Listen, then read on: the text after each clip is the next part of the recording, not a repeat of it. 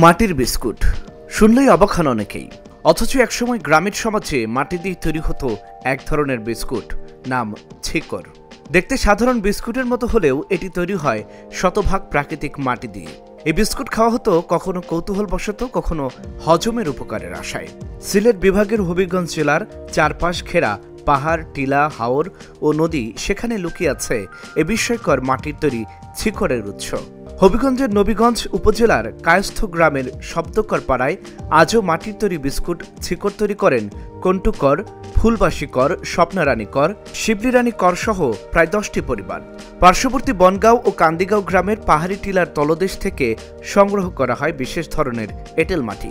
এই মাটি হয় নরম, সাদা এবং যথেষ্ট ঘন। প্রক্রিয়াটি সম্পূর্ণ হাতে তৈরি, এতে যন্ত্রের কোনো ব্যবহার নেই। প্রথমে সংগ্রহ করা মাটি পরিষ্কার পানিতে রাতভর ভিজিয়ে রাখা হয়। এরপর কয়েক দফা ধুয়ে তা মথে নেওয়া হয়। সারা রাত ভিজে থাকার ফলে মাটি হয় মসৃণ ও ব্যবহার উপযোগী। পরে এই মাখানো মাটি কাঠের ছাঁচে ফেলে তৈরি করা হয় ছোট গোল বা ললিপপ আকৃতির বেস। মিহি মাটির কারণে গঠন হয় একেবারে বিস্কুট সদৃশ। এরপর এই কাঁচা ছিকর রোদে শুকানো হয় 2 দিন। ভালোভাবে শুকানোর পর তা নেওয়া হয় মাটির তৈরি চুলায়।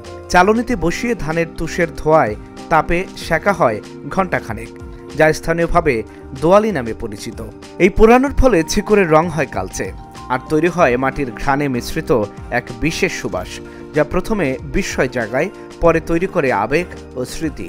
কিনিয়ে আনি আমরা মাটি বুঝছেন, কিনিয়ে আনিয়া তোমার গাড়ি দিয়ে আনলাই, আনিয়া তোমার মাটি ভিজাইয়া মাটি বাইরিয়া রইদ শুকাইয়া তো মাটি হইন ফেলাই পুরা দিয়ে। আমরা তো মাটি আনি খান্দিগাঁও থেকে, আমরা একেবারে ছোটো থাকিয়া আনি। এটা আমরা গরিব বুড়া মানুষ বুঝে আনবো, ওটা ব্যবসা খাই, এটা চলি, এটা মানাই বিক্রি করি।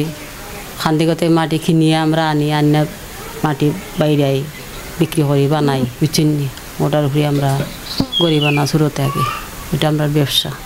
একসময় হাটে বাজারে ছিকর বিক্রি হতো দেদারসে, রপ্তানি হতো দেশের বাইরে। এখন তা সময়ের প্রবাহে হারিয়ে যেতে বসেছে।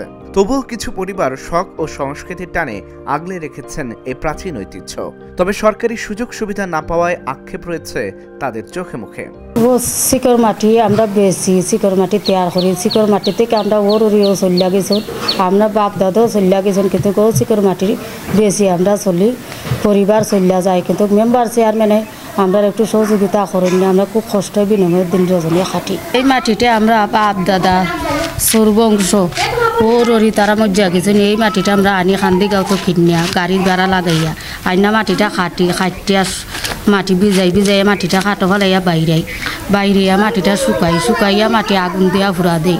এই মাটি এরপরে আমরা বাজারে নিয়ে বিক্রি করি, বাড়িতে বিক্রি করি। বাচ্চারাও নেই, গর্ভবতী মায়েরাও নেই, আমরা বিদেশও যায় মাটি, লন্ডনও যায় মাটি। এইটার থেকে আমরা ব্যবসা বাণিজ্য চলিয়া যায়। প্রযুক্তির ভিড়ে আধুনিক খাদ্যাভ্যাসের চাপে হারিয়ে যেতে বসেছে এই মাটির বিস্কুট।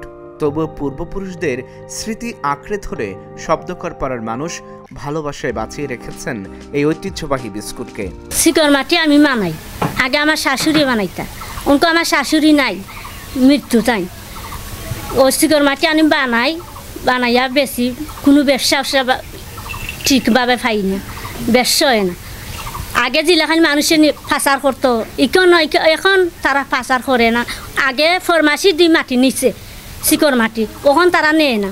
কত দেশ বিদেশ গেছে, বার্তা কি মানছে মাটি নিচ্ছে, এখন মাটি নেয় না। মাটির খুব দামও, কষ্ট হয় মাটি আনতে। খান্দিগাঁও থেকে গজার বাজার থেকে আমরা আনি। ছিকর শুধু খাবার নয়, এর ব্যবহার ছিল লোক ঔষধ হিসেবেও।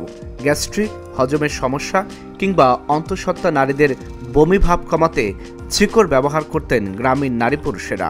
ছিকর মাটি আমরা মালাই, বিভিন্ন রোগের খামায়, ওরিস বেমারেরও খামায়, আমরা এই বিদেশ বাড়িও যায়। আমরা বাচ্চা কাচ্চাও ফালি, আমরা সরকার থেকে কোনো অনুদানও পাই না, আমরা সরকারে দেয় না। আমরা এই একটা ফ্যামিলি 4-5টা ফ্যামিলি আমরা ছিকর মাটি বানাই, ছিকর মাটি ইচ্ছা আমরা জীবিকা রক্ষা করি। আমরা কোনো সাহায্য পাই না, কোনো সরকারে কোনো সাহায্য দেয় না। আমরা ছিকর মাটি আমরা ব্যবসা। একসময় শব্দকর পাড়ার প্রায় প্রতিটি ঘরে ছিকর তৈরি হতো, কিন্তু সময়ের সঙ্গে সঙ্গে কমেছে চাহিদা, কমেছে মুনাফা, ফলে অনেকেই এই পেশা ছেড়ে দিয়েছেন। আমরা সব জাতি মানুষ, আমরা আসিল শিকর মাটির ব্যবসা। এখন আমরা এই ব্যবসা নাই, এখন ব্যবসা হয় না, এই মাটি চলে না, এখন কেউ খায় না, নেয় না। আগে অনেক হয়েছে, আমরা ব্যবসা হয়েছে, এখন আমরা এই ব্যবসা নাই, না থাকায় আমরা খুব কষ্টে দিন পাত কাটাইতেছি। আমরা গরিব মানুষ, অসহায় মানুষ, আমরা কয়েকটা পরিবারে আছি, খুব অসহায়, খুব কষ্টে আমরা দিন পাত কাটাইতেছি। বানাইতাম আগে শিকর মাটি, এখন বানাই না। আগে আমরা ব্যবসা করছি, এখন আমরা এটা ব্যবসা করি না, ব্যবসা চাকরি উত্তম না, চলে না। এরপরে এখন আমরা 2-3টা ঘর আছে, এরা খুব এটা ব্যবসা করে এটা কোনো রুজি রাজি তেমন হয় না, ব্যবসাও মনে হয় না, অন্য পথে আমরা রুজি রাজি এখন করতে হয়। আগে মালাইতাম আইনা, আমরা কষ্ট দিন গেছে বুঝছো নি, মালাইয়া সবই আমরা মালাইতাম, ওখানেও কষ্ট আছি আমরা বুঝছো নি, শিকর মাটি আমরা মালালাম, এখন বেশি না তো। শব্দকর পাড়ায় তৈরি শিকড় এখনও স্থানীয়রা সংগ্রহ করে দেশের বিভিন্ন প্রান্তে ও প্রবাসে পাঠাচ্ছেন, একটুকু ঐতিহ্য ছড়িয়ে দিচ্ছেন দূর দূরান্তে। আমরা এই গ্রামের মধ্যে তারা শিকল মাটি বানায়, তো আমরা যারা বাইরে আসুন বা বিদেশ আসুন, তারারে মাঝে মাঝে আমরা তারা এখান থেকে কিনে নিয়ে তার কাছে ফাটাই, তারা খায়, আর আমরা নিজেও মাঝে মধ্যে খাই, টেস্ট করি। এরা কিন্তু আমরা বাড়ির পাশেই আশেপাশে থাকে, কিন্তু আমরা মাঝে মধ্যে দেখছি এরা সবসময় শিকড় মাটি বানায়, আর সবসময় বিভিন্ন জায়গা থেকে দূর থেকে তারা মাটি আনে, সংগ্রহ করে আনি না, তারা কষ্ট মষ্ট করে দিয়া এই মাটিটা তারা বানাইতেছে, বানাইয়া তারা বিক্রি করতেছে। মাঝে মধ্যে আমরা যে সময় লাগে প্রয়োজন লাগে আমরা মাছ আসছি, ওখানে আমরা নিয়ে দিই, আর বিভিন্ন জায়গাতে তারা দেশ বিদেশে এটা ব্যস্ত আছে, আমরা নিজেও দেখতেছি। এরা কিন্তু আমরা বাড়ির পাশেরই, এরা কিন্তু অনুদান কোনো সরকার থেকে কোনো অনুদান পাইতেছে না, কিন্তু আপনার কাছে একটা বক্তব্য দিলাম, এরা সরকার থেকে কোনো অনুদান পায় এটাই আশা করতেছি। এই শিকড় মাটির ব্যবসাটা অনেক দিন ধরিয়া তারা করতেছে, এটা পূর্বপুরুষের আগ থেকে আমরা দেখে এরাম, যার কারণে এখনও তারা এই ব্যবসাটা তারা ধরিয়ে রাখছে, এই ব্যবসা দ্বারাতে তারা জীবনযাপন চালায়। এই মাটির বিস্কুট শুধু একটি খাবার নয়, এটি গ্রামীণ সংস্কৃতির জীবন্ত প্রতিচ্ছবি।